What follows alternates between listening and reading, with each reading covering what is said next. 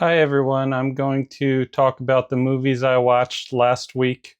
Well, this current week, but it's Sunday right now. So the movies from April 28th to Sunday, May 4th, 2025. I think I saw like 7 or 8 movies this week.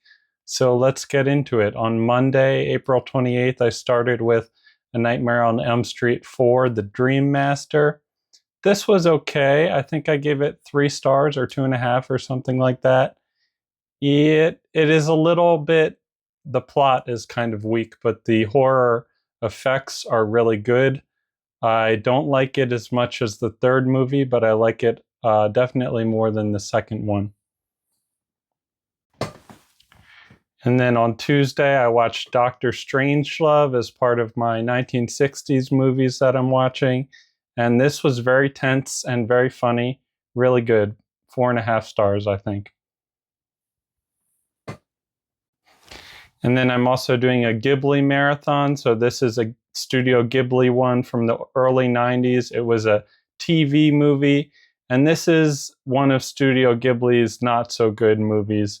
I only gave it 2.5 stars, but if that's one of their worst movies, it's really not that bad. I just didn't care about the characters or the high school drama. And then I think on Friday, I went to the movies. I saw Thunderbolts, and I don't really have anything to say here. It was awesome. I gave it 4 stars. You should go see it. I also watched the Lego movie a little bit in the background, and this was in Spanish, which is something I do to practice my listening. This was pretty funny and entertaining. And these guys directed, I think, or they wrote the Spider-Verse movies too. So these guys are pretty good. And then I watched Candyman, which was a Blu-ray I had bought maybe a couple months ago. And this is an incredible horror villain. This is like almost a perfect movie. So I have this at 4.5 stars.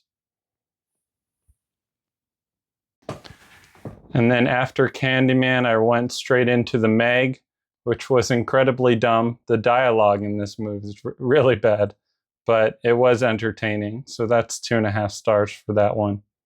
Not the worst, honestly.